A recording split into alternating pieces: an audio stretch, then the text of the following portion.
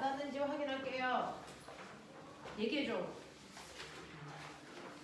은규야, 질문 어디까지 받았지? 교재에서 155페이지까지 받았나? 아, 네, 그렇죠. 그런 기억이 있어. 네, 155페이지까지 질문 받았고요. 156, 157에서 질문.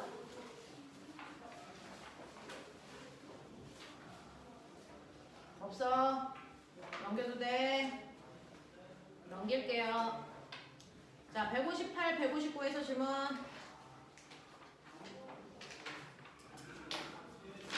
그건 없어. 여기는 돼. 넘어가자.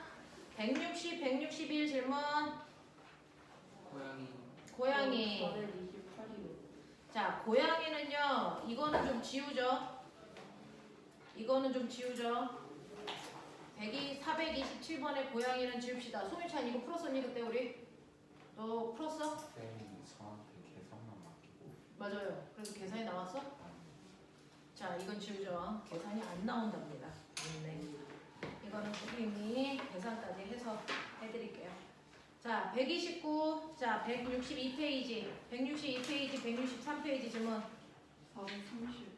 430 써요. 돼? 다 돼? 전유찬, 우리 몇 페이지까지 풀었어? 우리는 여기가 숙제였던 거 맞지? 네, 숙제였어요. 나 저쪽 반에서 여기가 숙제였냐고. 어디까지가 숙제였어 우리? 일단 저희가 했던 게 145까지였어요. 140, 100까지. 145까지. 네. 그래서 여기 뒤까지 숙제를 다 해서 개별적으로 합시다. 네. 162, 163에서요. 430번. 430번 풀어드릴게요. 자, 430번 보시면요. 430번에서 수평면에서 속력이 V로 운동하고 있는 질량이 M이 다이나 이 문제 맞지? 네. 네. 질량이 M인 물체 A가 질량이 2M인 물체 B에 접근해서 밑줄 쳐 충돌. 자, 충돌이라고 하는 내용이 나오면 되죠. 운동량 보존 법칙 쓰고 보셔야 된다. 이 얘기입니다. 운동량 보존 법칙 쓰고 보셔야 됩니다. 자, 그 중에서 양쪽 반에서 이론 설명은 다 했습니다. 충돌이 일어날 땐 탄성 충돌, 비탄성 충돌, 완전 비탄성 충돌이 있다. 그 중에서 운동량은 항상 보존되는 거지만 운동 에너지는 완전 탄성 충돌에서만 보존되는 거다. 기억나죠? 자, 충돌 후에 물체 A는 정지하고요. 물체 B만 운동한다고 한다. 자, 그러면 1번. 충돌 과정에서 열로 손실된 에너지는 얼마입니까? 자, 얘는 손실된 에너지가 있다는 얘기는 운동 에너지 보존되지 않는다는 얘기죠. 그러니까 탄성 충돌은 아니라는 얘기고요. 얘는 비탄성 충돌을 한다는 얘기입니다. 자, 그랬을 때 여러분들이 보시면 1차로는 충돌한다는 얘기가 나왔으니까 그걸 통해서 운동량 보존 법칙 생각해야 된다. 자, 충돌하기 전에 A는요, 질량이 M이고 속도가 V였고요. B는 멈춰 있었거든요. 자, 그러니까 충돌하기 전에 운동량은 MV고 충돌이 끝나도 운동량은 여전히 MV 유지해야 되는 거거든요. 자, 그랬을 때 충돌이 끝난 후에 A는 멈춰 있다 그랬고요. B의 질량이 2M이라 그랬으니까 속도는 2분의 1 V여야 된다 이런 얘기야.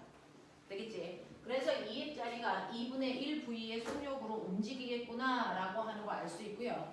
자, 이때 에너지의 손실이 있었나 보죠. 충돌 전은요, A만 움직였습니다. A가 가지고 있는 운동 에너지 2분의 1 MV 제곱이고요. 충돌이 끝나고 나서는 B만 움직여요. B의 운동 에너지는 2분의 1 곱하기 2M 곱하기 2분의 1 V 제곱이란 말이죠. 그래서 얘 운동 에너지가 얼마냐면 얼마입니까? 4분의 MV 제곱이죠. 그러니까 이때 손실된 운동 에너지가 얼마 나오니? 2분의 1 MV 제곱 나와요. 그래서 이 손실된 4분의 1 MV 제곱 나와요. 이때 손실된 에너지가 뭘로 발생했다? 열로 발생했다. 이 얘기하는 겁니다. 자, 그 다음에 두 번째. 만약 물체 B가 면의 마찰 계수가 뮤라고 한다면 물체 B는 얼마만큼 이동하여 정지하겠습니까? 라는 겁니다. 자, 그래서 이제 B라고 하는 질량이 EM인 물체가 움직일 건데 얘가 속력이 2분의 1V야. 근데 물체와 바닥면 사이에 마찰이 있대요. 마찰 계수 뮤래요. 자, 그러면은 여기에서 운동 마찰력은 마찰 계수에다가 수직항력 곱하면 되는 거거든요. 요만큼의 마찰력이 있을 거예요. 되겠어? 그랬을 때 이 마찰력을 얘가 얼마 밀려나가다가 멈추니? 라고 하는 여기에서는 에너지의 전환, 물체가 가지고 있는 운동 에너지가 마찰이 한 일로 바뀌었다.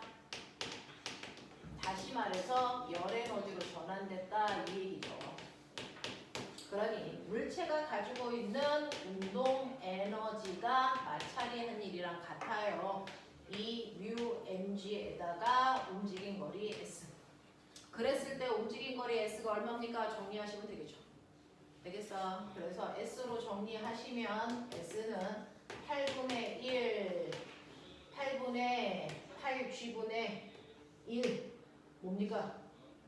말해! V제곱. 요만큼이 밀려나가 버리겠죠. 되겠어? 요렇게 하라는 얘기죠. 맞죠? 뮤 어디 갔어요? 뮤는 어디 갔어? 밑으로 가야지. 네. 네. 됐죠? 요렇게 가면 어? 레전드. 뭘 내전지야 이씨. 자 이렇게 되는 거죠. 그래서 여기는 이거 계산 자체는 어렵지 않습니다. 그냥 이 안에서의 여러분들이 내용을 정리할 수 있으면 된다. 충돌하는 과정에서 여러분들 에너지의 손실이 있기 때문에 얘는 기탄성 충돌이야 라고 하는 얘기 했고요. 이때 손실된 역학적 에너지 얼마인지 그리고 그 역학적 에너지로 갔을 때요. 운동 에너지가 마찰이 한 일만큼 움직인다. 맞죠? 네, 이렇게요. 자, 이렇게 된다라고 하는 거 기억을 좀 해봐 두시면 되겠습니다. 또요. 다른 질문 없어? 넘겨. 자, 넘기시면 164, 165 질문. 저 33번. 33번은 65페이지 33번을 얘기하는 거죠. 네. 33번도 신기하다. 선생님 그럼 432번 두 번째 거가 433이에요.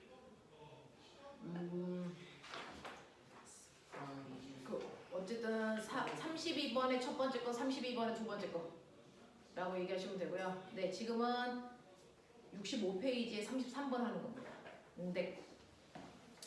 자, 65페이지에 있는 33번 보시면 매끄러운 수평면 위에 나무 토막을 놓고 총을 쏘아 총알이 박히는 상황을 얘기한 겁니다. 나무 토막의 재질은 균일하고요. 질량이 라지 m이고 길이는 라지 l이다. 나무 토막 속에서 총알이 받은 마찰력은 일종의 운동 마찰력이므로 총알의 속도에 관계없이 일정하다. 총알의 질량은 m이고 처음 속도가 v라고 한다. 물음에 답해봐라. 얘 또한 날아가는 총알과 나무 토막의 충돌입니다.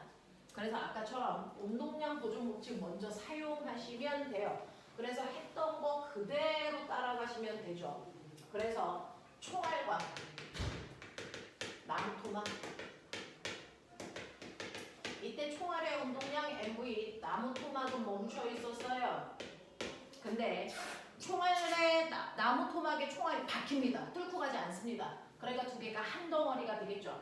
그래서 충돌 후에는 전체 질량은 라지 m 더하기 스몰 m이고요. 이때 속력 v 다시가 mv와 같아야 된다 이 뜻입니다. 됐죠? 여기까지 이해하겠죠? 자, 이 상황을 여러분들이 이해하시면 됩니다. 자, 그렇다면 이때 첫 번째 1번이요.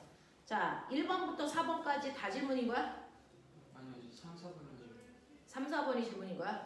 네. 자, 어쨌든 1번부터 풀기는 풀어야 되는데 나무 토막을 수평면에 고정하고요. 나무 토막을 향해서 총을 쏘았을 때 총알은 2분의 1 L의 깊이만큼 박힌다. 총알에 미치는 마찰력의 크기를 F를 구해보세요 라고 얘기하는 거죠. 안녕하십니까? 네, 학원차 타고 온 거야? 네. 이씨. 지금 학원차가 막힌다 그래서 그 차 타고 오는 줄 알았네.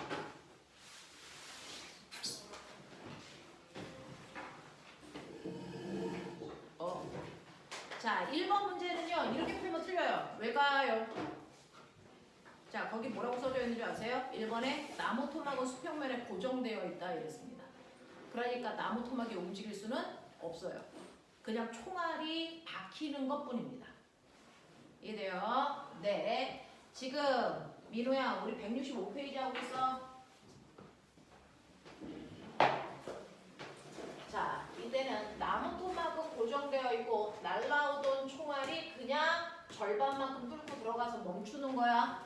그렇다면 이때 우리가 해야 되는 거 뭐야? 여러분들이 가지고 있는 총알의 운동 에너지가 모두 다 그래서 마찰이 한 일로 바뀌었다 이거죠. 자, 그래서 총알이 가지고 있는 운동 에너지 2분의 1 mv 제곱이 자, 나무 토막의 마찰력에다가 밀고 간 거리와 같아요. 이런 얘기. 그랬을 때 여러분들이 보시는 것처럼 마찰력의 정체는 L분의 mv 제곱이에요. 이렇게 표현하시면 되겠죠. 자, 그 다음 두 번째. 1번의 조건에서 나무 토막을 수평면에 고정시키고 총을 쏘았을 때 나무 토막을 관통해서 나간다면 우리 앞에도 있었어요. 뚫고 들어가다 멈추는 경우와 관통하는 경우. 자, 들어가다 멈추는 경우는 총알이 가지고 있는 모든 에너지가 마찰이 아니라 바뀌는 건데 총알이 여기를 다 뚫고 나갑니다. 이럴 때는요. 총알이 가지고 있는 운동 에너지가 일부 마찰이 한 일과 뚫고 간 후에 나중 총알의 운동 에너지로 바뀐다. 이렇게 되거든요. 되겠어? 이렇게 됩니다. 자, 그랬을 때요. L의 조건에서 나무 토막을 수평면에 고정시켜 놓고 총을 쏘았을 때 나무 토막을 관통한 후에 총알의 속도의 V1을 구해보세요 라고 얘기했으니 어떻게 하면 될까? 관통한 후의 속력이 V1 관통하기 전이 속도가 V 그러면 보이세요? 총알의 처음 운동 에너지에서 나중 운동 에너지를 뺀 만큼이 마찰이 한 일. 맞아? 되겠어? 자, 그러면 총알이 가지고 있는 처음 운동 에너지는 2분의 1 mv 제곱. 나중 운동 에너지는 2분의 1 mv1의 제곱. 이게 마찰력에다가 뚫고 간 거리를 곱한 값이랑 같으면 되겠죠. 근데 여기서 마찰력은요 라고 했는데 마찰력은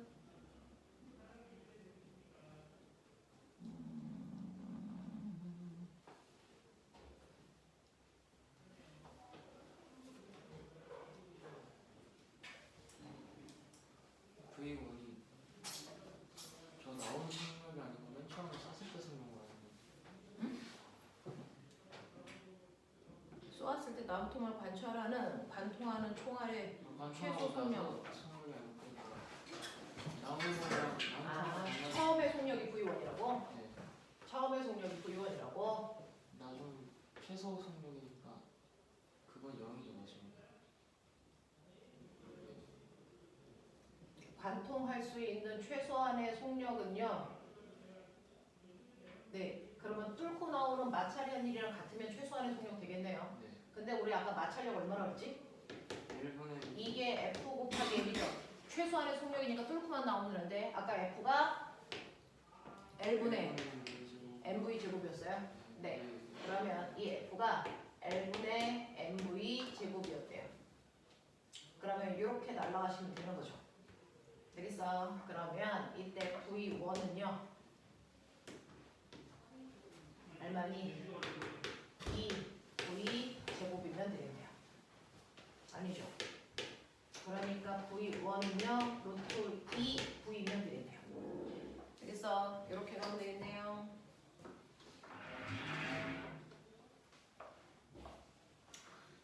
세 번째, 나무 토막을 수평면에 고정시키고 총알의 속력을 2V1으로 하면 총알은 나무 토막을 관통한다. 나무 토막을 관통하는 데 필요한 시간과 관통 후의 총알의 속력 V2를 구해보세요 라고 얘기하는 거죠. 그러면 관통하는 데 필요한 최소한의 속력이 이만큼이라는 거잖아요.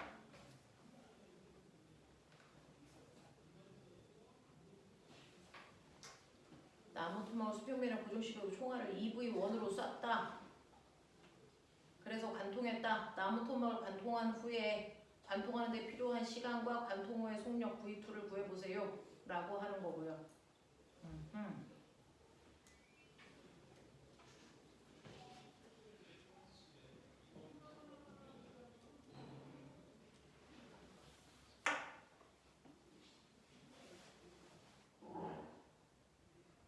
네. 그럼 관통하는 데 필요한 최소한의 에너지가 요만큼이잖아요. 맞죠? 네. 그러면 이제 총알의 처음 속도가 EV1. 이거 관통할 때 필요한 최소한의 에너지가 2분의 1 mv1의 제곱. 여기서 네. 그러면 얘가 가지고 있는 총알이 처음에 가지고 있는 에너지에서요. 마찰이 한 1을 빼면 나중 운동 에너지 나와요. 되겠어? 총알이 처음 가지고 있는 운동 에너지에서요. 관통하는 데 필요한 마찰이 한 1을 빼요. 그러면 관통한 후에 운동 에너지가 나오죠. 이게 내가 문제를 푸는 식입니다. 되겠어? 그러면 총알의 처음 운동 에너지는 2분의 1 m, 속력은 2v1의 제곱이요. 그리고 이거 관통할 때 필요한 최소한의 에너지가 얼마라 그랬었냐면 얼마라 그랬었냐? 2분의 1 mv1의 제곱. 되겠어? 그걸 뺀 나머지가 관통 후에 그래서 운동 에너지가 되는 거거든요. 그럼 얼마 되니? 2분의 3 mv1의 제곱이죠. 네.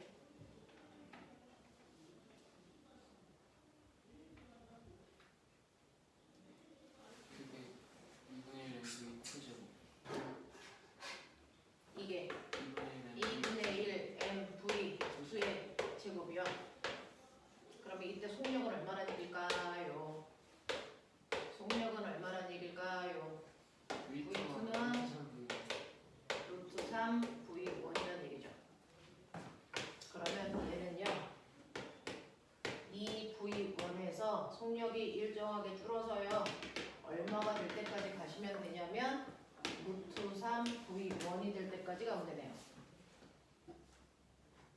맞아요? 네. 자.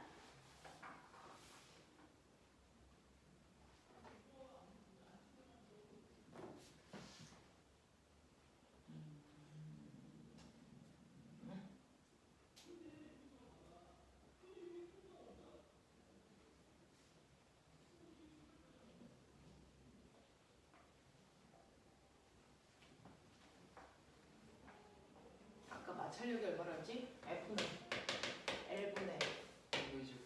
mv 제곱이죠. 네, 처음 속도가요. V1이 얼마냐면 루트 2 V거든요. 그러면 이거 2 루트 2 V. 이거는요. 루트 6 V. 맞아요? 이렇게 바꿀 수 있어요. 그랬을 때요. 요거 가속도가 얼마게요?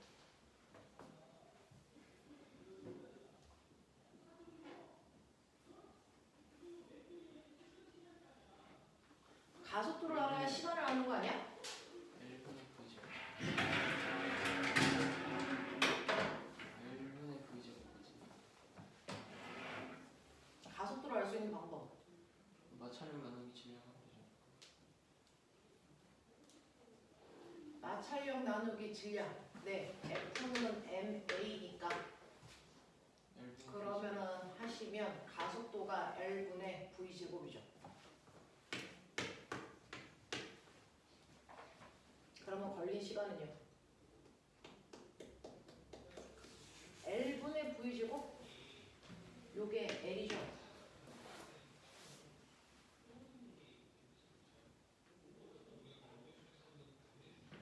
굳이 그렇게 안 해도 되나? 1분 v 제곱이. 뭐? 1분의 v 제곱이.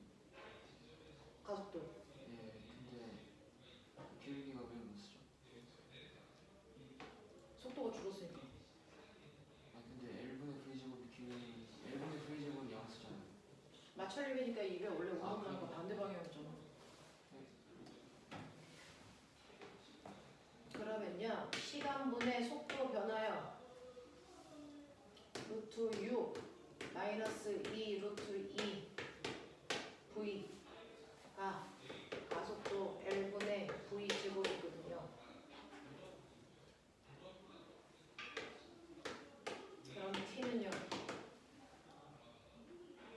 V분의 루트 6 마이너스 2 루트 2 L이요. 저희는 마이너스 포인트 뭐를 곱한다고? 마이너스. 시간이? 시간이 어떻게 마이너스가 나와? 아니 지금 저게 마이너스. 여기 요소 아니죠? 네. 그러니까 F는 마이너스. 네. 이걸 바꿔야죠. 이렇게요. 네, 이렇게요. 되겠어? 무슨 말인지는 알겠지? 네. 계산식이 복잡해서 그렇지 무슨 말인지는 알겠죠?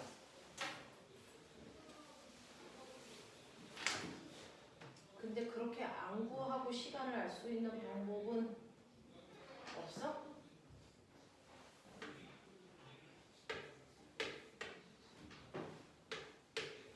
이렇게 하다가 참 멋있어 질문.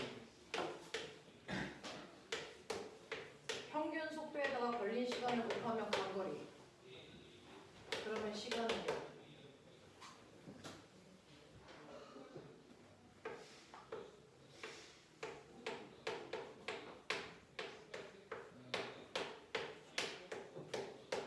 저거 유리하면 돼. 얘가 얘랑 같은 거야? 예. 그럼 난 이렇게 구할래. 평균 속력으로. 이게 더 낫겠다.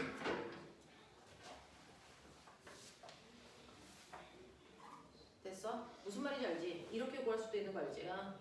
F는 MA로 구해도 되고요. 어차피 얘가 간 거리는 이 길이에요. 그러니까 속력이 일정하게 줄면서 간 거리가 L이거든요. 그래서 평균 속력에다가 총 걸린 시간 곱하면 간 거리 돼요. 이렇게 구해도 돼요. 알겠어? 네. 방법은 여러 가지가 있으니까 해보십시오. 자, 그 다음에 4번 보시면 나무 토막을 고정시키지 않고 마찰이 없는 수평면에 놓은 상태에서 총알의 속력을 V1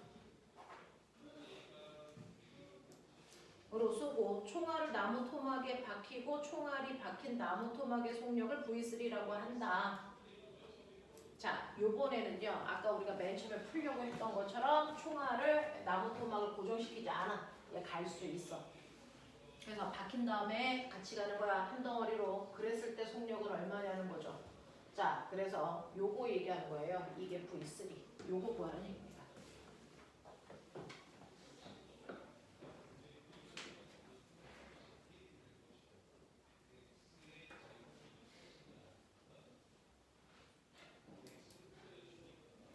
자, 그랬을 때 V3 구하세요 라고 하면 V3는 여러분들이 보시는 라지 M 플러스 M분의 MV예요. 이렇게 쓰시면 되는 거죠.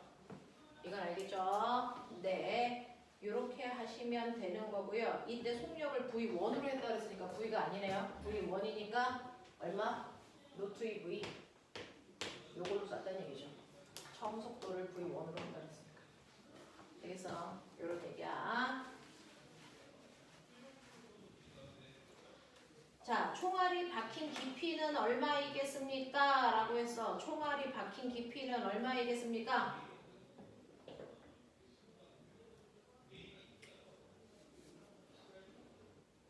그건 어떻게 알아? 총알이 박힌 깊이가 얼마인지는 어떻게 알아? 맨 처음 총알 운동에너지에서 맞아요. 박힌 다음에 운동에너지 빼고 맞아요. 마찰력으로 맨 처음에 총알만의 운동에너지에서 두 개를 떼서 두 개가 같이 움직일 때 운동에너지를 빼면 마찰이 한 일. 맞냐? 네. 자, 그래서 총알이 가지고 있는 처음에 운동에너지가요. 2분의 1 V1이었으니까 V1이 오메가 루트 2 V를 놓고 가는 게 편해. M 곱하기 2V 제곱이네요. 그럼 맨 처음에 MV 제곱이었네요. 그리고 박힌 후의 운동 에너지가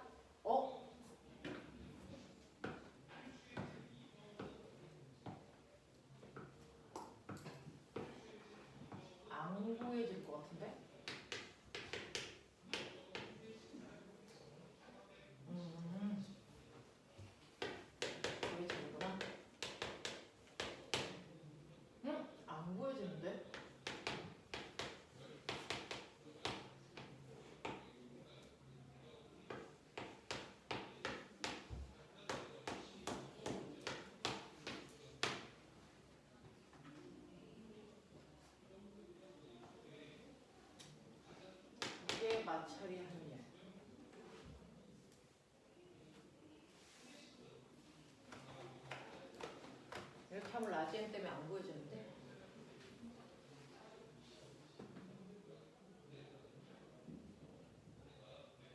그냥 박힌 깊이를 문자로 표현을 하면 되는 건가? 자, 이렇게 하면 마찰력 1구간 거리 S. 우리 요거 구하는 거.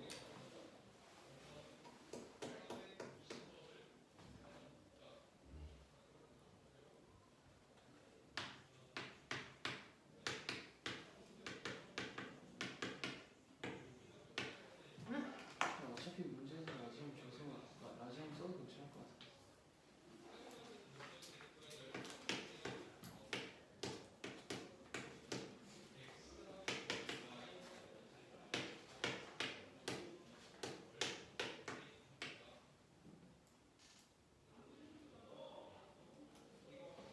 다음에 라지움 써.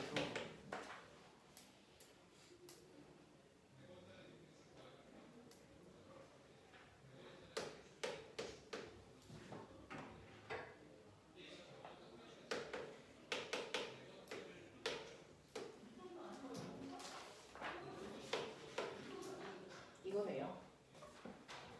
이렇게 써야 되나요? 합치면 라지움 플러스 M분의 라지움 M. 이렇게요. 자, 근데 여기서는요, 여러분들이 보셔야 되는 거 지금 계속 하고 있는 마지막은 뭐냐면 충돌을 했을 때 에너지 전환. 그래서 끊임없이 에너지 전환 보고 있는 거야. 이렇게 하시면 됩니다. 넘어가죠. 자, 넘어오시면 우리 어디까지가 숙제였어? 165. 165 여기까지. 166에 434도 해주시면 300, 434에 2번. 434? 네. 434? 네. 434는요. 안 푼 사람들은 문제를 빨리 좀 읽어보시면 거기에 이제 이 문제 하고요. 거기 이제 끝에 있는 문제들은 수능에서 따온 문제고 35번은 여러분들 과고 입시 문제였고 이렇습니다. 자, 34번하고 36번은 수능 문제, 그 다음에 35번은 과거 기출 문제. 뭐 이렇습니다. 자, 그 중에서 36번은 너무 넘사벽인 문제라서 버리시면 되고요. 34번 해봐달라 그랬으니까 할게요. 근데 이거는 생각보다 좀 간단한데 이거 돌림힘 쓰는 거예요. 자, 돌림힘 쓰는 건데 맨 처음에요. 여기에 이렇게 나무 토막을 2명의 남자아이가 들고 있어요. 첫 번째 남자 1이요. 맨 끝에 이렇게 들고 있는 거예요. 남자 1이. 그리고 남자 2는 막대기에 정확하게 가운데를 이렇게 들고 있죠. 남자 2예요. 이 막대기 전체 길이가 얼마냐면 6m니까 여기가 3m란 얘기고요. 요 지점이 막대 무게가 작용하는 지점이죠. 그래서 이 막대는 15kg짜리예요. 15kg짜리. 자, 그랬을 때 뒤에 있는 아이는 0.5의 속력으로 갈 거야. 앞에 있는 아이는 1의 속력으로 올 거야. 이런 얘기예요. 자, 그래서 가면서 막대기를 끌고 가자고 얘네들만 가. 막대기는 그 자리에 서 있는 거야. 그치? 막대기는 그 자리에 있고 안에 있는 사람들만 점점 앞으로 이렇게 가는 거예요. 막대기는 그 자리에 그냥 있습니다. 이 상황이야. 자, 그랬을 때 1번 보면 출발한 후에 2초인 순간 남자 1이 막대를 떠받드는 힘의 크기가 얼마겠니? 이제 이런 얘기 하는 건데요. 2초인 후에 남자 1이 막대를 떠받드는 힘은 얼마겠니? 그러면 2초 지났어. 2초 지났으니까 얘는 지금 위치로부터 1m 앞에 여기 와. 그래서 이렇게 잡아. 됐어. 1m 앞으로 옵니다. 그랬을 때 막대를 떠받드는 힘을 F1이라고 하자 이런 얘기야. 그럼 2초가 지나면 남자 2는요 2m 앞에 와요. 얘 여기 와 있어요. 남자가. 얘가 떠받드는 힘을 F2라고 하자 이런 얘기입니다. 되겠어? 자, 그리고 이 막대의 무게는 15kg라고 했으니까 156톤이네. 뭐 이런 느낌이죠? 자, 그랬을 때요. 남자애들은 앞으로 걸어가도요. 막대는 항상 그 상태로 균형을 유지하니까 이때 여러분들이 아셔야 되는 거 저 막대는요. 힘의 평형이냐 돌림인 평형입니다. 알고 계시죠? 요거 이용하는 거야. 그래서 저 막대는 역학적 평형이야 되겠냐? 라고 하는 거 얘기하는 거다. 자, 그 중에서 힘의 평형은요. 두 사람이 위로 떠받드는 F1과 F2를 합한 값이 막대의 무게 150과 같다. 이런 얘기야. 이게 힘의 평형. 그쵸? 돌림의 평형이요. 돌림의 평형은 힘이 작용하는 작용점이 세 군데 있으니까 어디를 받침점으로 놔도 돌림의 평형은 유지. 되겠냐? 저는 받침점을 F1의 위치 여기다가 놓을게요. 되겠어? 그러면 이 힘은 돌림힘을 못 만들고요. 이 돌림힘과 이 돌림힘의 합력이 0 이런 얘기잖아요. 되겠어? 자, 그랬을 때 막대의 무게 150이요. 받침점으로부터 얼마 떨어져 있냐면 2m 떨어져 있어요. 맞아? 네. 자, 그 다음에 F2라고 하는 저 힘은요. 받침점인 F1으로부터 떨어져 있는 거리가 얼마냐면 4m입니다. 맞아? 할 수 있는 거야? 지민우, 할 수 있는 거 맞아? 나 혼자 하는 거 아니지? 할 수 있는 거 맞지? 이거 두 개 연방 푸시면 해지는 건데 연방 풀 필요 없는 거구나. 그러면 요거 하시면요. 얼마 나옵니까? F2는 75 나오죠. 됐어? 네, F2가 75니까 F1도 75예요. 이렇게 하시면 되죠. 되겠니? 네, 그래서 남자 1이 막대를 떠받드는 힘은 75N이에요. 이렇게 가시면 돼요. 두 번째 문제 갈게요.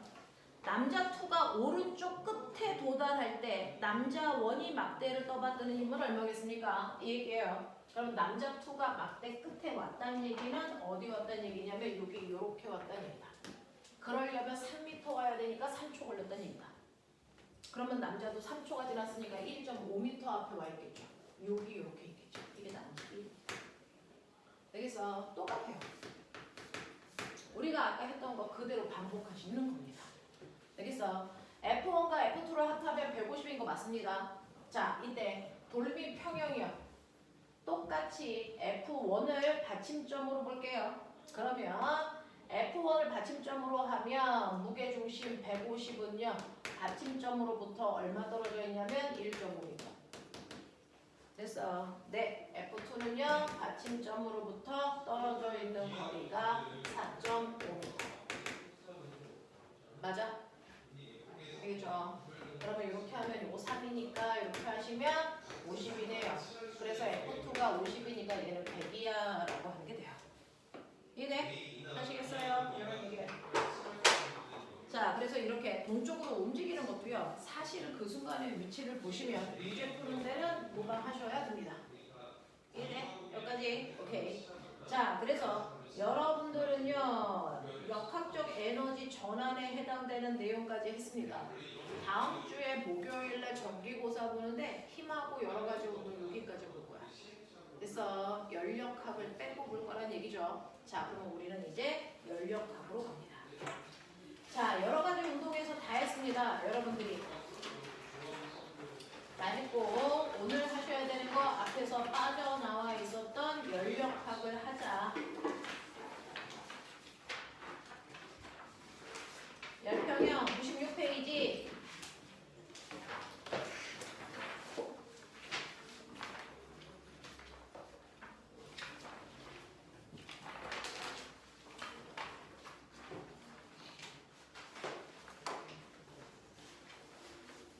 얘네들의 부교재에 열을 안 줬지.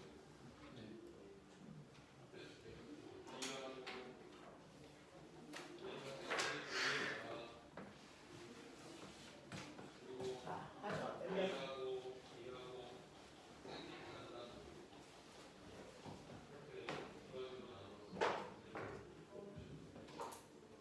자, 이제 1번의 마지막 부분이에요. 요거 끝나고 나면 그래서 정규고사 끝나고 나면 우리 2번 들어갈게요. 집에 이거 하 있어요.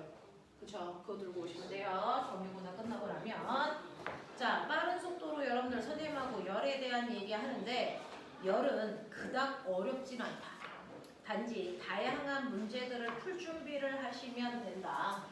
자, 열 파트에서요. 여러분들이 기억하셔야 되는 이 열이라는 건 사실은 원래 과학적인 이름은 열에너지다. 열에너지를 우리가 열이라고 부르는 것뿐이다. 근데 이러한 열을 중학교 2학년 때는 열에너지라고도 안 했고 열이라고도 안 했고 중학교 때 부르는 이름은 다르다. 뭐? 같은 의미지만 부르는 이름만 달랐어. 뭐야? 우리가 지금 배우는 열이라는 걸 중학교 때 뭐라고 배웠니? 이 개놈의 새끼를 죽여버린다. 뭐라고 배웠냐? 열량. 여러분들이 중학교 때 배웠던 열량이 고등학교 때 배우는 열 에너지 열입니다. 되겠어? 이 세 개가 다 같은 말입니다. 자, 근데 이 열이라는 것과 여러분들 비교하셔야죠. 온도라는 건 다른 개념이다. 열과 온도는 다른 개념이다. 그죠? 온도는 어떤 특정한 물체의 차고 뜨거운 정도를 숫자로 표현합니다. 어떤 물체가 얼마나 차, 얼마나 뜨거워 그 정도를 숫자로 표현한 걸 온도라고 하더라. 그래서 이 온도는 열이 아니다. 알겠습니까? 자, 이 온도를 표현하는 체계는 세 가지가 있습니다. 그 세 가지 중에서 한국 사람들이 쓰는 온도 체계는 섭씨 온도라는 게 있죠. 섭씨 온도는 스몰 t로 앞으로 표현할 거고 단위는 도씨였다. 그쵸? 미국 놈들이 쓰는 화씨 온도라는 것도 있어요. 얘는 F라고 쓰고 단위는 도F라고 읽으시면 돼요. 자, 근데 과학 시간에 쓰는 절대 온도라는 것도 있다. 이거는 라지 T로 앞으로 표현할 거고 단위는 켈빈이다. 이런 얘기입니다. 그쵸? 자, 그랬을 때 이 온도는 원래 있었던 게 아니고 과학자들이 만든 거기 때문에 만들 땐 객관적 기준 필요했다. 그죠? 섭씨 온도와 화씨 온도를 만든 기준은 똑같다. 그 기준이 바로 말해. 물의 온도. 그렇지. 물의 상태 변화가 일어나는 온도를 기준으로 한 거다. 그죠? 물이 얼기 시작하는 온도와 물이 끓기 시작하는 온도인 어느 점과 끓는 점을 섭씨는 어느 순간의 온도를 0으로 잡은 거다. 그래서 물이 어느 온도가 0도야가 아니고 물이 얼기 시작하는 온도를 그냥 0으로 놓은 거야. 알겠습니까? 물이 끓기 시작하는 온도를 얼마? 100으로 놓은 겁니다. 이렇게 말씀드렸어요. 그러니 물이 얼기 시작해서 끓기 시작할 때까지를 섭씨 온도는 100등분 한 거다. 그랬을 때 그 한 등분이 섭씨 온도의 1도 간격의 온도 체계가 된 거다. 이해돼요? 이런 얘기입니다.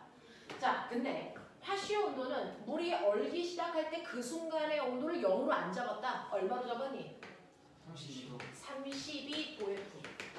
됐어. 물이 끓기 시작할 때를 212도F로 잡아서 얼기 시작해서 끓기 시작할 때까지의 그 같은 간격을 얘는 몇 등분? 180등분으로 훨씬 더 세분해서 잘랐다.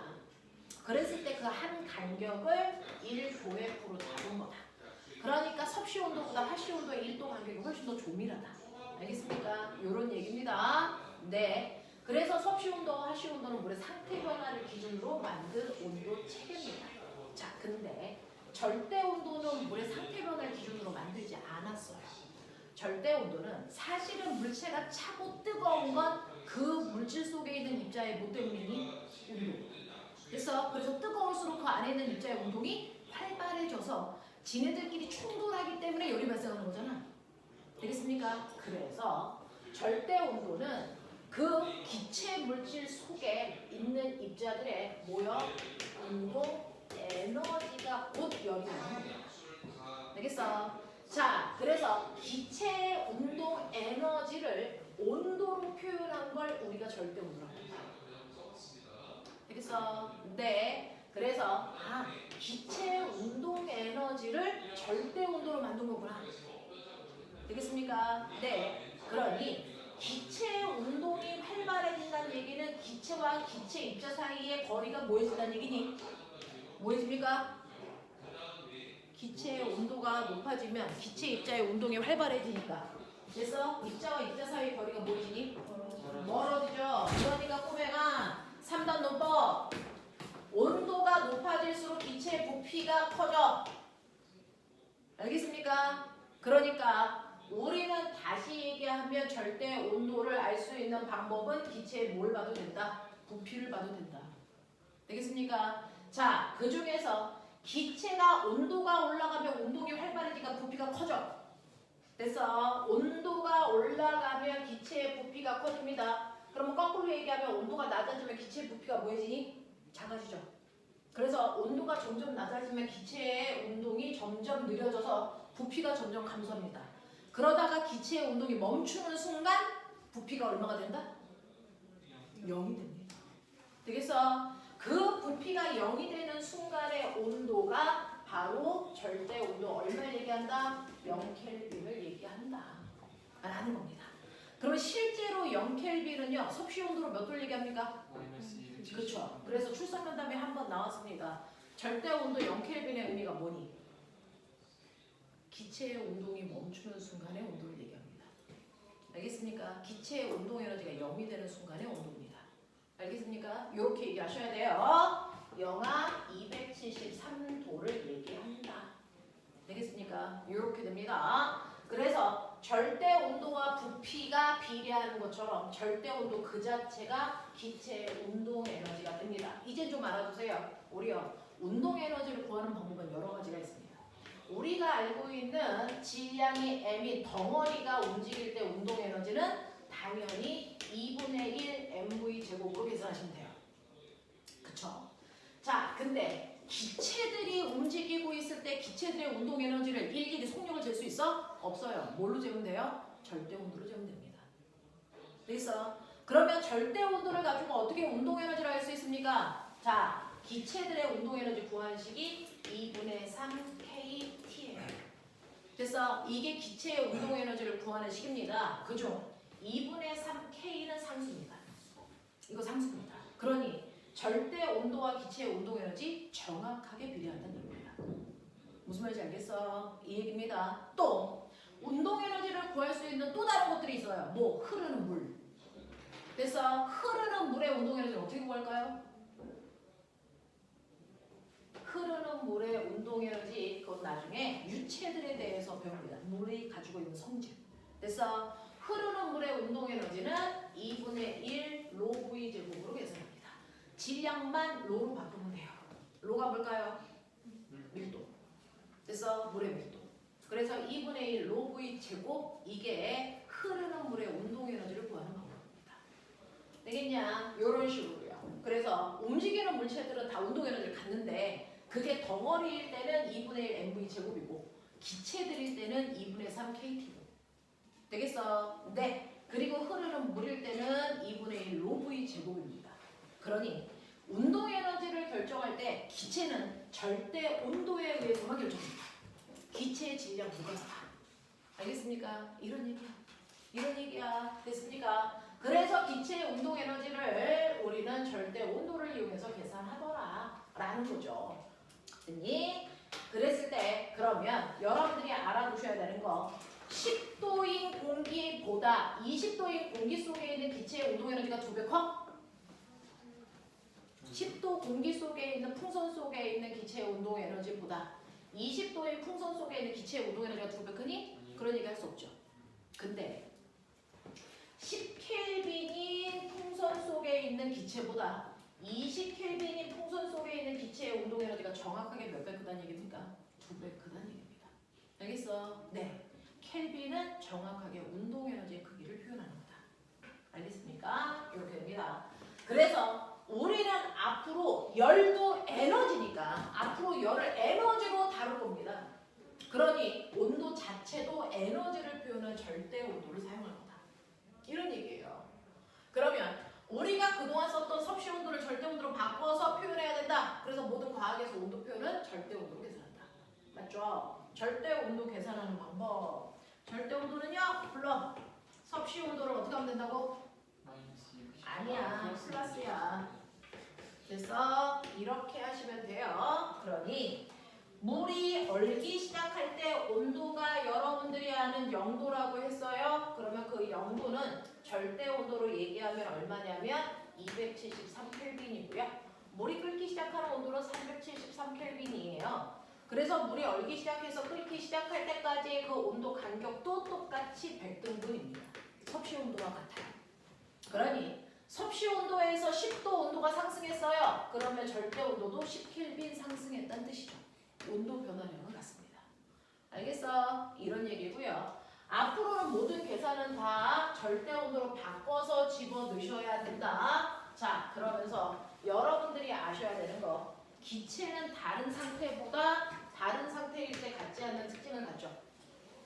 기체일 때는 부피 변화가 됐어 심하게 나타나는 거죠. 그래서 네 기체일 때는 부피가 쉽게 바뀐다. 뭐에 의해서? 온도 압력. 하나 더 이제들은 배웠잖아. 기체의 부피를 변화시킬 수 있는 방법은 세 가지입니다. 첫 번째 온도, 두 번째 압력, 하나 더 배웠잖아. 뭡니까? 그 안에 있는 기체의 입자수. 이거죠? 자, 그 중에서 온도가 높을수록 기체의 부피는 커진다. 그래서 무슨 관계가 있다? 온도와 부피는 말해. 비례 관계가 있다고 누가 얘기했니? 샤를. 네, 그래서 이거 샤를 법칙이라고 우리 얘기해. 그 중에서 나 물어볼게. 온도와 부피가 비례한다 그랬는데 이거 어떤 온도가 부피랑 비례하는 거야? 절대 온도입니다. 절대 온도가 부피와 비례하는 겁니다. 되겠어? 그러면 절대 온도와 부피는 비례해요. 부피와 절대 온도는 비례합니다. 라고 했으니 이때 얘는 몇 도이든 상관없이 기울기는 일정하죠. 됐어? 라고 하는 T분의 도의는 항상 일정한 상수값을 가져요. 이 얘기를 하고 싶은 게 샤를 법칙이에요. 됐어? 절대 온도와 부피는 항상 일정한 상수값을 갖습니다.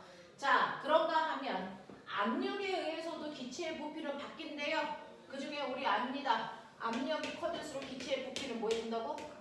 작아진다고. 무슨 관계? 반비례 관계가 있다고 누가 얘기했니? 그렇죠. 그래서 우리는 이게 도일 법칙이에요. 이렇게 얘기합니다. 자, 그러면 압력과 부피가 반비례한다는 얘기예요. 압력, 부피, 반비례.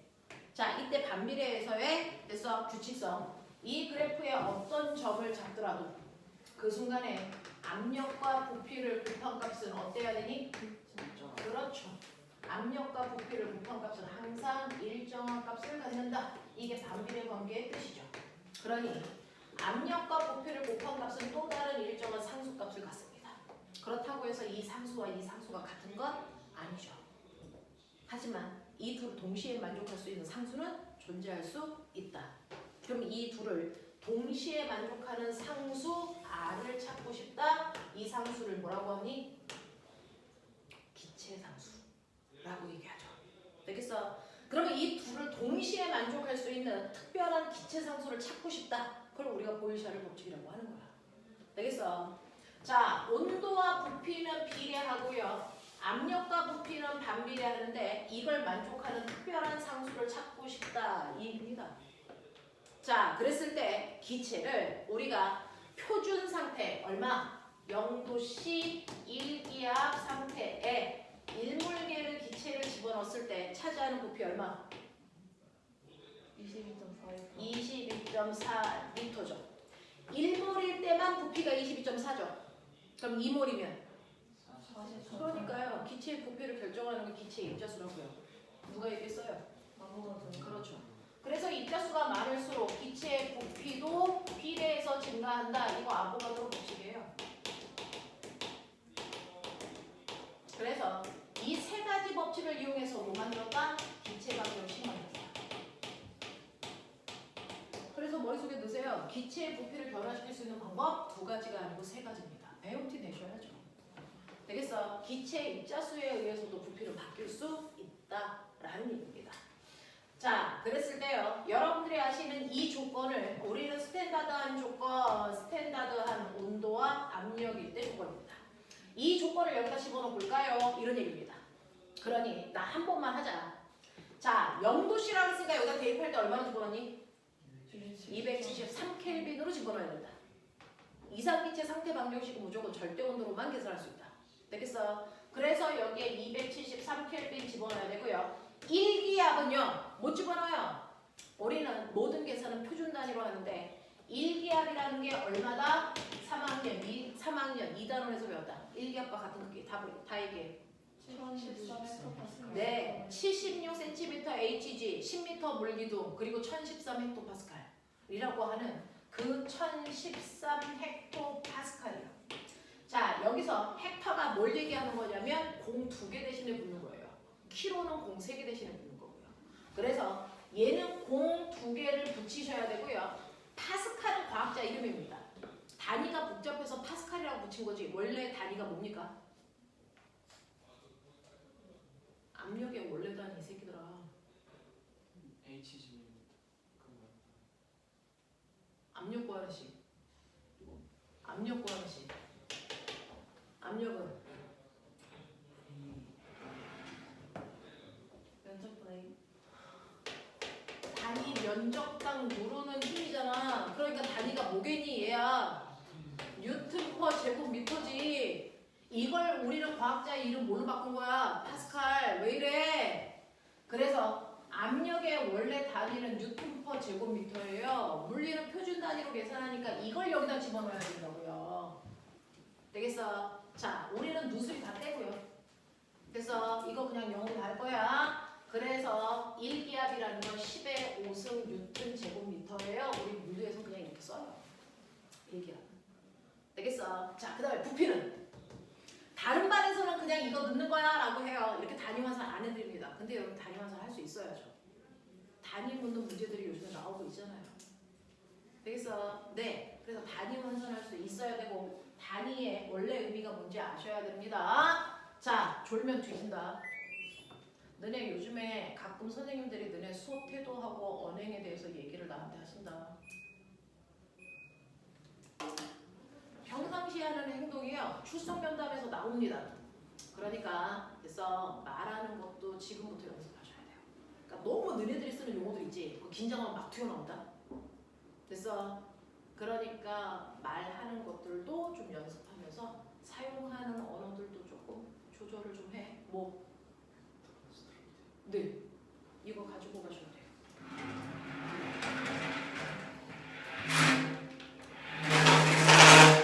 수업 시간에 조는 것도 안 돼. 이제 영재 애들 마무리하고 있는 거 알고 있지? 우리 자주 다 썼냐?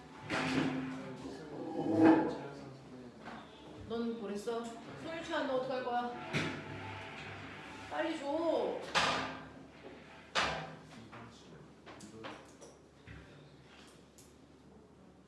일요일까지 빨리 해서 보내야 돼. 확실하게 보내야 돼.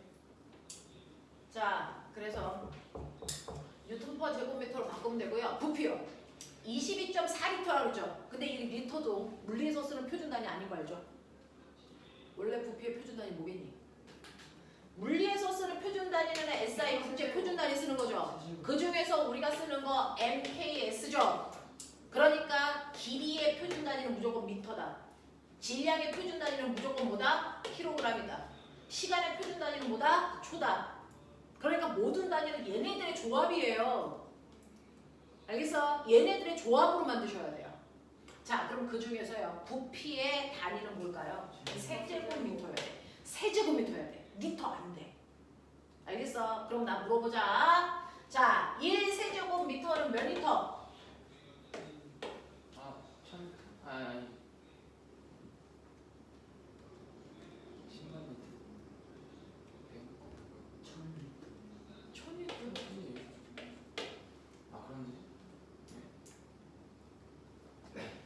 1리터가 1000세제곱미터인 건 아시죠? 맞죠? 1리터가 1000ml인 건 아시죠? 근데 밀리리터하고 세제곱센티미터가 같은 단위인 건 아시죠? 당연히 알죠. 그런데요. 네. 그러니까 이거 좀 기억할래요? 별로 어려운 거 아니잖아요. 1세제곱미터는 1000리터입니다. 1000리터.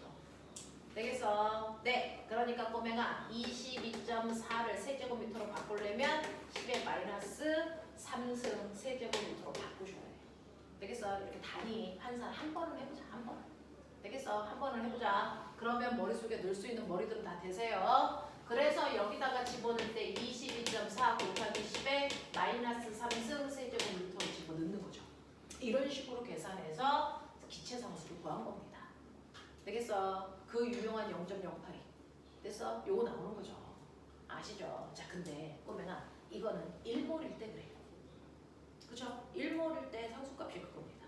2몰이면 부피가 2배 된다. 맞죠? 그러면 상수값도 몇 배 돼야 돼? 2배. 3몰이면 부피가 3배 커지니까 상수값도 3배 커지고요. n몰이면 부피가 n배 커지니까 상수값도 몇 배? n배 커져야 됩니다. 맞아. 이렇게 됩니다. 그래서 기체가 가지고 있는 기체의 부피를 변화시킬 수 있는 저 세 가지 원인을 조합해서 만든 게 기체 방정식. 그 기체 방정식이 여러분들이 알고 있는 P분의 PV는 NR입니다. 자, 근데 이렇게 분수로 쓰기 귀찮아서 우리는 그래서 기체 방정식을 PV는 NRT라고 쓴 겁니다. 알겠어? 알겠어? 이 얘기예요. 그래서 이 방정식은요, 사실은 우리가 중학교 때 배웠던 이 세 가지 내용을 정리한 거다. 단순하게. 이걸 기체 방정식이라고 하더라. 자, 그러니 여러분들이 알고 있는 것처럼요, 피스톤에다가 이렇게 기체를 넣어요.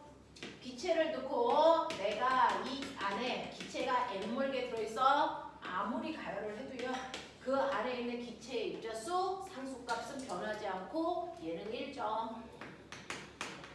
그러니 압력과 부피를 곱한 값이 바로 절대 온도와 비례하는 값이다. 이런 얘기입니다. 알겠어요? 이런 얘기입니다. 압력과 부피의 곱이 항상 절대 온도와 비례. 근데 꼬맹아 잘 봐. 그러면 얘 압력과 부피를 곱한 값, 여기 압력과 부피를 곱한 값 어떠니? 네, 똑같죠. 그러니까 얘는 무슨 곡선? 온도가 일정한 무슨 곡선입니까? 등원 곡선이지. 맞냐? 이런 얘기하는 거야. 하겠지? 하겠지? 이런 얘기야. 자, 그래서 여러분들은 기체 방정, 기체들에 대한 성질을 배우는 게 바로 열에 대해서 배우는 거고요. 열에 대해서 배우려면 일단은 기체 방정식 정도를 머릿속에 넣고 가야죠. 이게 온도책입니다. 그래서 우리가 쓰는 온도책이야. 자, 그러면 이러한 온도를 측정할 수 있어서 나는 물체들의 온도를 쟀더니 너네 알지? 자, 이렇게 서로 다른 두 물을 반반씩 넣어요. 그랬더니 A에는 80도의 뜨거운 물 200g이 들어가 있다는 거죠. 온도를 쟀더니 80도야. 이런 얘기입니다. 자, B는 20도의 찬물이 100g 들어있다는 얘기입니다. 자, 이렇게 온도가 다른 아이들을 접촉시켰어. 그 순간 어떤 일이 발생하니? 이런 개놈의 새끼야. 온도가 다른 물질을 접촉시켜 놓으면 뭐가 일어납니까? 열의 이동이 일어납니다. 그쵸? 자, 이렇게 온도가 다른 물질을 접촉시키는 순간 그 안에서 열의 이동이 발생한다. 그 열의 이동은 그래서 반드시 어디에서? 고온의 물체에서 어디로? 저온의 물체 쪽으로 열이 일방적으로 이동하는 거죠. 그 중에 일부라도 거꾸로 가는 애 있다 없다? 말해. 열은 뜨거운 물질에서 차가운 물질로 간다며. 그럼 그 중에서 극소량이라도 차가운 쪽에서 뜨거운 쪽으로 열이 가는 경우가 있다 없다? 절대 있을 수 없다. 이거 연력학 몇 번치? 열은 항상 뜨거운 곳에서 차가운 곳으로만 한다? 거꾸로 갈 수 없다? 연력학 제2법칙. 그걸 이용한 게 열기관. 열은 역류하지 않아. 알겠습니까? 이 얘기입니다. 자, 그래서 이렇게 열은 항상 뜨거운 물질에서 차가운 물질 쪽으로 이동하다 보면 당연히 고온의 물체는 열을 잃어서 온도가 낮아져. 차가운 물체는 열을 받아서 온도가 높아집니다. 그러다 보면 두 물체의 온도가 뭐해지니? 같아지는 순간이 나타납니다. 자, 온도가 같아졌을 때를 우리는 무슨 상태? 열평형 상태라고 하죠. 그러면 지민호, 열평형이 됐다. 이때 열은요? 이동합니까? 안 합니까?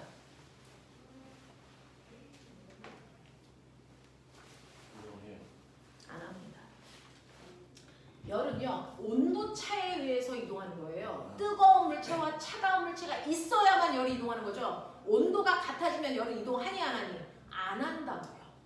되겠어? 그래서 열은 열평형이 되는 그 순간까지만 뜨거운 물체에서 차가운 물체 쪽으로 열이 이동하는 것 뿐이죠. 온도가 같아지는 이 순간부터는 열의 이동은 존재할 수 없어 얘야. 되겠어? 열 이동은 온도차 때문에 생기는 거야. 온도차 때문에 생기는 겁니다. 그래서 자, 이때 이 그래프의 X축이 뭘까요? X축이 뭐지?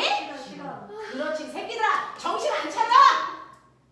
그러면 같은 시간 간격으로 잘랐다. 쉬싼 거 아니지? 같은 시간 간격으로 잘랐다. 그랬을 때요, 보시면 알겠지만 같은 시간 동안 이동한 열의 양이 매 순간 같을까 다를까? 다릅니다. 열을 이동시키는 원동력은 온도차기 때문에 처음에 가장 온도차가 크게 나타났을 때 가장 열이 많이 이동합니다. 그래서 똑같이 1분이 지났지만 그 1분 동안 A라는 물체의 온도는 이만큼 낮아질 정도로 열이 이동한 거예요. 그러다가 열평형이 되기 직전 1분을 보시면 그래서 그 1분 동안의 열이 이동해서요. 이만큼의 온도가 이만큼이 되는 요만큼만 열이 이동한 겁니다. 알겠어? 그래서 온도가 다른 두 물체를 접촉시켰을 때요. 같은 시간 동안의 열의 이동량 같지 않다. 시간이 지날수록 열의 이동량은 점점 줄어들다가. 그래서 온도가 같아지는 순간부터 열의 이동은 존재할 수 없다. 알겠습니까? 이 얘기입니다. 자, 그러면 이때 열평형이 된 온도 계산해봐. 나 시키지 말고 네가 해 빨리. 열평형 된 온도 계산.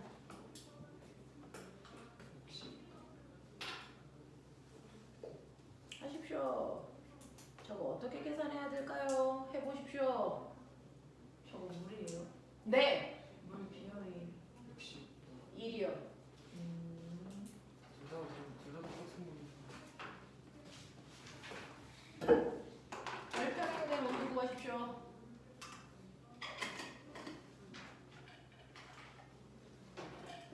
못 구하면 다 뒤져 이 새끼들이 그냥 이씨. 기다려보세요.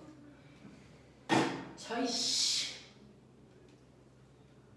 네, 저거 그러면 한 300g 합쳐진 거예요? 네? 아니요.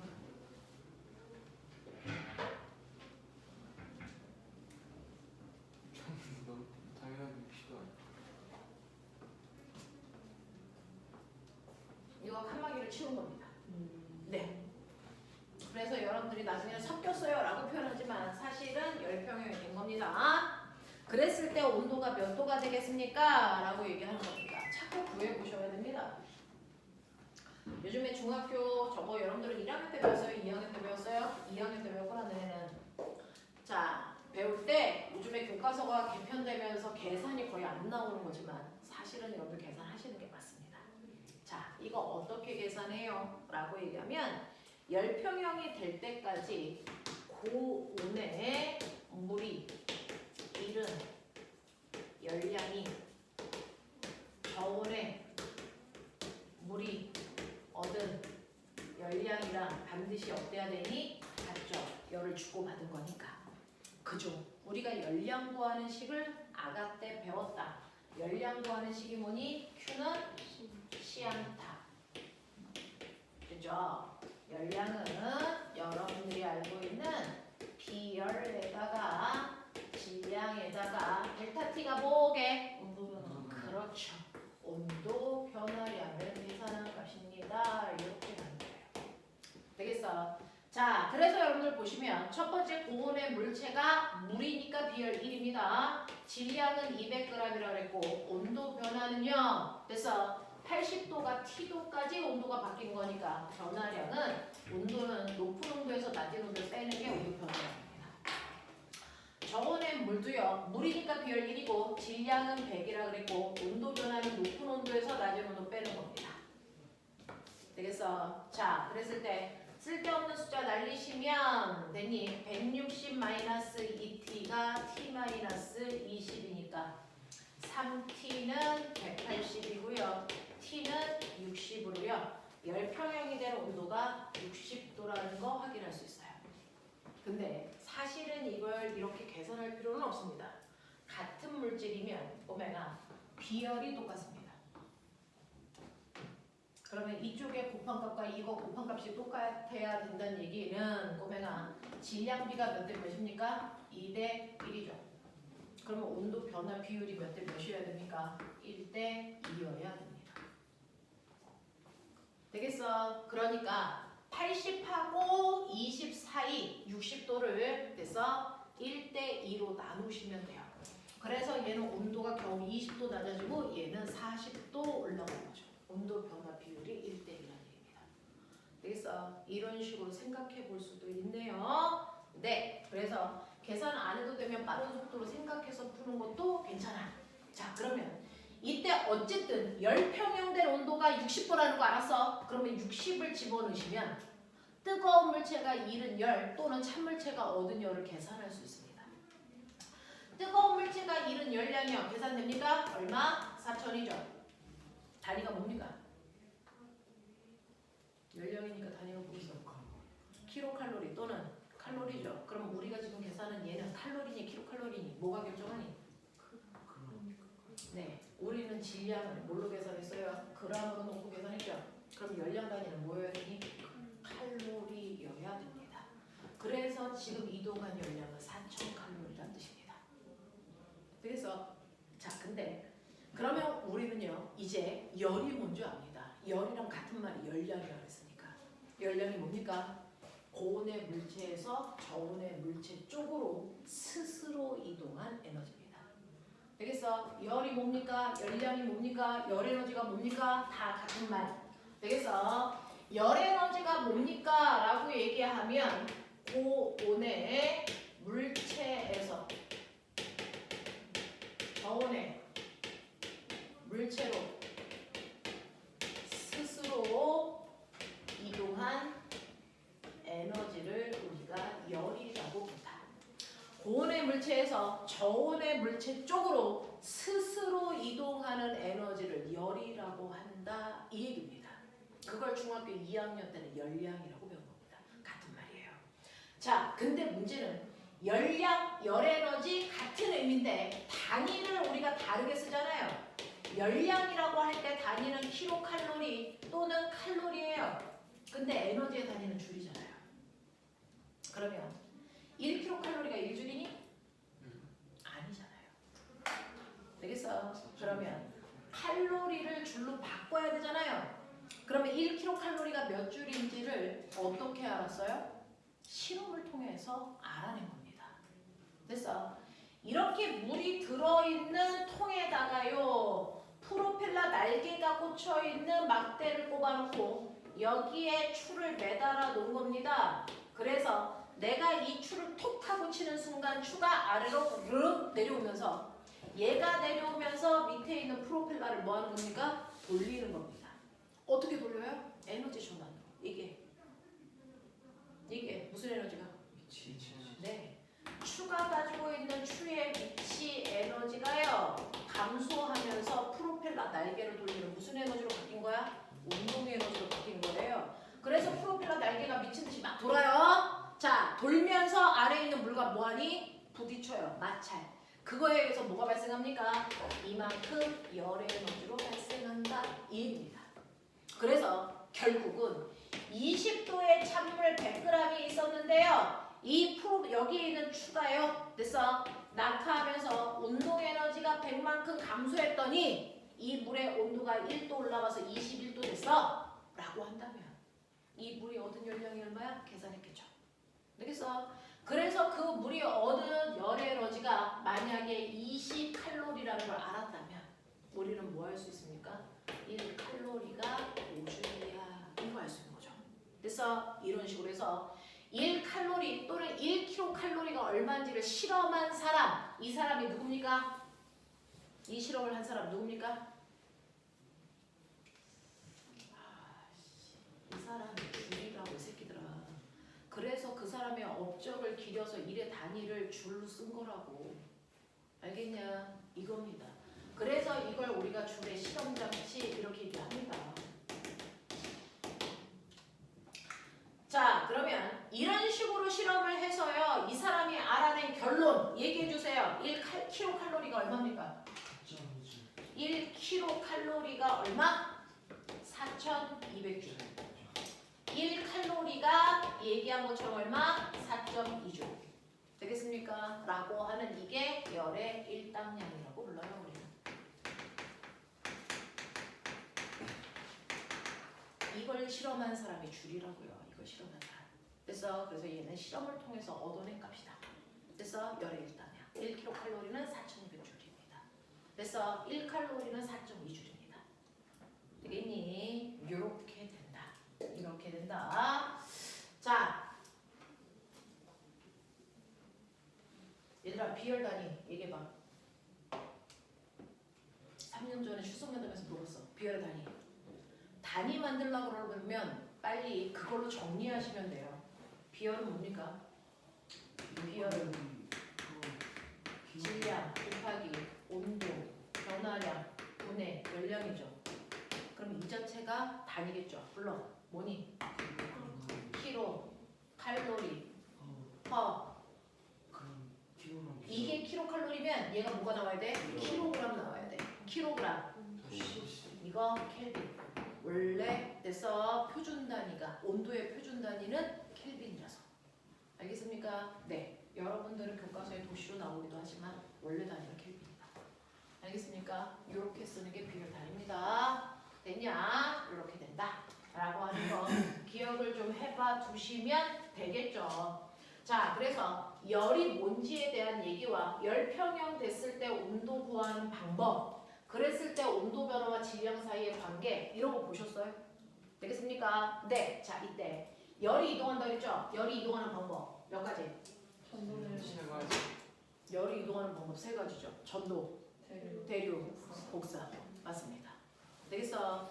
전도, 대류, 복사라고 하는 뜨거운 물체에서 차가운 물체로 열이 이동하는데 열 이동 방법은 세 가지가 있어요. 그 중에서 주로 고체에서 열이 이동하는 방법을 뭐라고 한다고? 전도. 주로 고체에서 일어나지 항상 고체에서만 일어나진 않아. 액체에서도 기체에서도 전도를 통해서 열도 일부 이동해. 알겠습니까? 착각하지 마세요. 두 번째. 자, 액체나 기체에서 주로 열이 이동하는 방법은 대류입니다. 자, 대류는요. 고체에서도 대류를 통해서 열이 이동합니까? 하잖아. 멘틀의 대류 현상. 개놈의 새끼들아. 아이 병신 새끼들. 유동성 있는 고체들이 대류하면 그때 그 대류를 통해서 열도 이동합니다. 알겠어? 주로 이런 상태에서 일어난다는 얘기야. 알겠어? 네. 열이 이동하는 마지막 방법 뭐이니? 복사열. 되겠어? 네. 자, 근데요. 나 궁금한 게 있는데요. 우주에 가서 됐어? 열을 이동시킬 거야. 절대로 사용할 수 없는 방법. 우주에서 열을 이동시킬 때 사용할 수 없는 방법이 뭘까요? 대류는 일어날 수 없어요. 대류가 일어나는 조건. 아니 우주선에 무중력 상태인데 됐어? 냄비에 물이 있어. 대류하니? 중력이 있으니까. 안 해요. 대류하려면 반드시 뭐가 필요한 거니? 중력이 있어요. 대류의 조건은 중력입니다.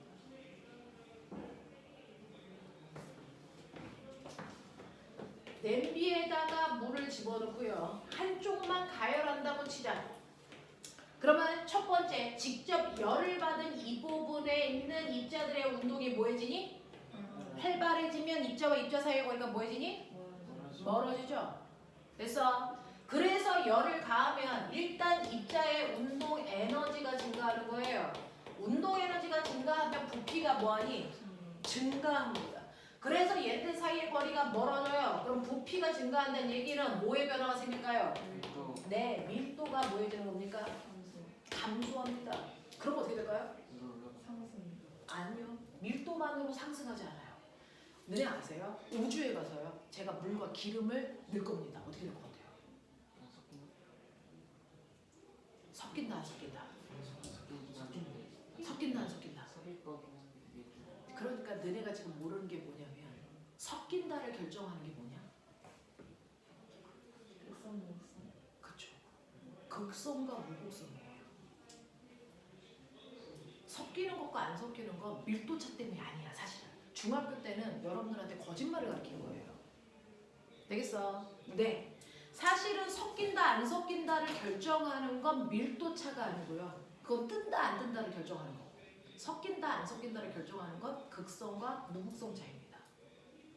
극성은 극성끼리 무조건 섞입니다. 밀도가 같던 다르던 상관없이. 맞아? 밀도하고 상관없습니다. 섞이는 건 극성 차이야. 극성은 극성끼리 섞이고요. 무극성은 무극성끼리 섞이고요. 극성과 무극성은 절대로 섞일 수가 없는데 물은 극성인데 기름은 무극성이야. 그러니까 이 새끼들이 안 섞이는 게 정상이야. 우주에 갔어. 극성이 바뀌니? 안 바뀐다고 이 새끼들아. 그러니까 우주에 가도 물과 기름은 안 섞여. 이 밥탱이 새끼들아. 근데 차이점이 뭐야? 써가면 내가 지구에서는요 이 컵에다가요 기름 넣고 물러 어떻게 돼?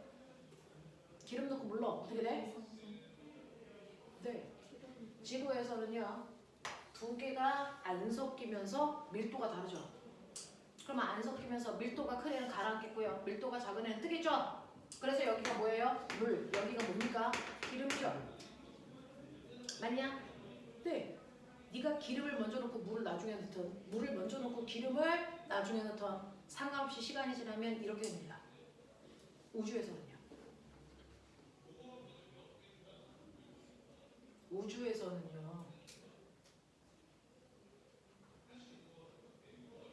이거 상산고등학교 입시 문제. 밥태기들아. 이거 상산 입시 문제. 우주에서 어떻게 될까요? 넣는 순서가 중요해. 네가 먼저 기름 넣었어? 그리고 물 넣었어? 그럼 어떻게 되니? 안 섞여. 기름은 넣은 대로 여기 있고 물은 그 다음 여기 있어. 물 먼저 넣었어? 기름 나중에 넣었어? 그럼 물 여기 있고 기름 여기 있어. 무거운 애가 밑으로 갈 이유가 있니 없니? 없어요. 우주에 가면 가볍다 무겁다가 없으니까. 알겠습니까? 이 얘기. 단지 섞이지만 않는 것뿐입니다. 무슨 말인지 알겠어? 이 얘기예요. 그러니 밀도가 작아졌어. 그럼 무조건 뜨는 거야? 아니요. 지구에는 중력이라는 게 있기 때문에. 되겠어? 얘가 밀도가 큰 애는 무거워서 가라앉고 밀도가 작은 애는 뭐하니? 띄우는 거야. 누가? 중력이. 알겠습니까? 네. 그래서 얘가 뜹니다. 뭐에 의해서? 중력이 만든 부력 때문에 뜨는 거야. 부력 이놈식이다. 알겠습니까? 그래서 얘는 부력에 의해서 올라갑니다. 그리고 얘가 내려갑니다. 그래서 대류가 일어납니다. 알겠니? 근데 우주에 가면 중력이 없어요. 중력이 없으니까 이거 가열해? 어떻게 될까? 얘 계속 여기 있어. 얘 계속 여기 있다고. 안 올라간다고. 그럼 물 전체가 뜨거워질까? 아니요. 오래 걸려요. 나중에 열평형이 돼서 전체가 뜨거워질 수는 있죠. 근데 대류는 일어나? 안 일어나? 안 일어나요. 그러니까 이 전체가 뜨거워질 때 엄청 오래 걸려요. 무슨 말인지 알겠어? 우주에 가면 대류라는 게 안 일어나. 중력이 없어서 그래. 그래서 중력이 대류를 만드는 거야. 그러면 구름이 생기죠.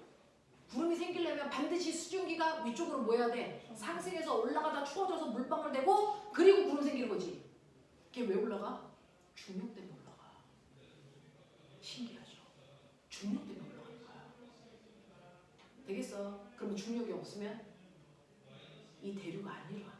공기의 대류도 안 일어나. 그러면 구름이 생길 수 있니 없니? 그조차도 없어. 알겠어? 햇빛만 있다고 해서 구름이 생기는 건 아니야.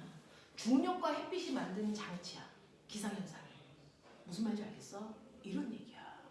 신기하죠? 되겠니? 그래서 우주에 가면 대류라고 하는 효과를 얻을 수 있다. 되겠어? 이렇게 됩니다. 자, 그래서 열은 전도, 대류, 복사 이 세 가지 방법으로 이동하는데 너네요. 열 전도를 가장 빠르게 하는 아이들이 누굴까요? 열 전도율이 크다. 누구의 특징? 금속. 금속. 그러면 금속들 중에서는 열 전도율이 같니?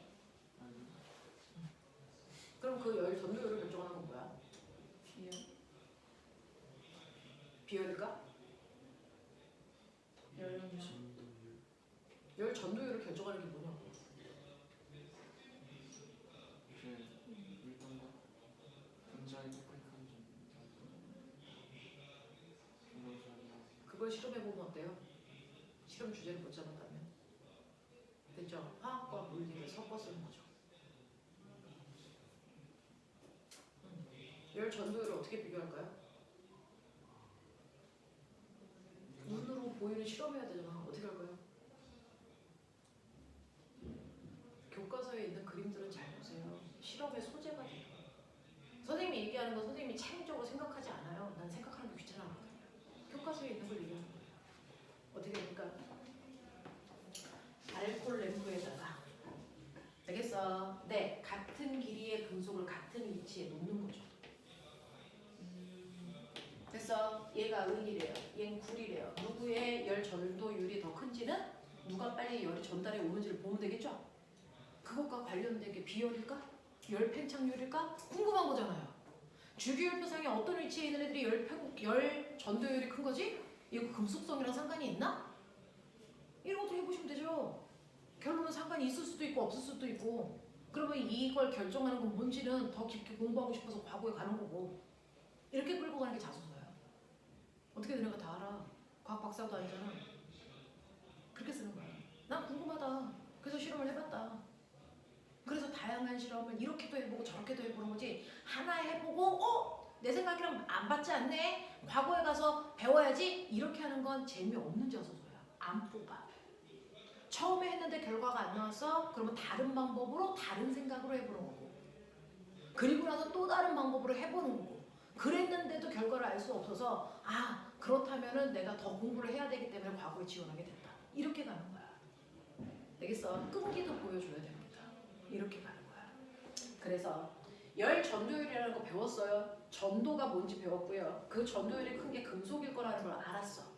그래서 금속과 비금속을 비교해서 열 전도율도 실험해 봐야 되고, 그러면 같은 금속들은 다 열 전도율이 똑같을까? 이렇게 해서 금속, 다른 금속들로도 해봐야 될 거 아니야. 그래서 은과 구리를 같은 간격으로 뭘 떨어뜨리니? 촌농. 촌농을 떨어뜨려 여기 이쑤시개 이렇게 세워서 됐어. 말려. 그 다음에 불꽃에다가 집어넣는 거지. 무슨 말인지 알아? 자, 그리고 나면 시간이 지나면 열 전도율이 빠른 아이일수록 됐어. 촌농에 있는 이쑤시개가 빨리 뭐 할 거야? 떨어질 거야. 이걸 통해서요, 여러분들은 어떤 금속의 열 전도율이 더 빠른지, 구리, 철, 다른 거 이렇게 해서 순서대로 쭉 놔보시고, 이게 주기율표상의 위치도 한번 쭉 보시고, 그랬을 때 우리가 화학 시간에 배웠던 그 규칙성이랑 상관이 있을까? 이런 것들도 생각해보고. 이게 자소서라고 이 새끼들아. 알겠어? 이런 거 하는 거야. 이런 거. 됐죠? 이런 겁니다. 그래서 열 전도율은 이렇게 실험해보시면 된다. 근데 금속과 비금속의 차이는 확연히 납니다. 근데 금속들 사이에 그 차이가 됐어. 미세하게 차이가 나고, 그렇다면 열 전도율에 영향을 많이 받는 어떤 사물에 어떤 아이를 쓸까? 그래서 이게 열 전도율 차이 때문에 이런 거 쓰는 거구나. 그래서 너네 이빨 됐어. 썩었을 때 여기 땜빵할 때 뭐 집어넣게? 어떤 금속을 땜빵하게? 텅스텐? 금! 금 집어넣어요. 왜 그럴까? 그 비싼 금 왜 집어넣을까? 이빨의 열 팽창률과 가장 비슷해요. 뭐 이런 거죠. 그러면은 이빨의 열 팽창률하고 열 전도율하고는 어떤 관계가 있을까? 아까 비열하고는 어떤 관계가 있을까? 비열하고 열 전도율 관계 있을까? 엄밀히 따지면 없거든. 되겠어? 그럼 열 팽창률은? 열 전도율이 큰 게 열 팽창률이 큰 걸까? 생각해 보셔야 돼요. 알겠어? 이렇게 끌고 가면 끌고 갈 수 있는 거 너무 많아. 이상한 자소서 주제 가지고 하려고 하지 말고. 알겠어? 중학교에서 배운 걸 기반으로 하는 게 가장 좋습니다. 알겠냐? 네, 여기까지 하겠습니다. 숙제는 카톡방으로 올리겠습니다.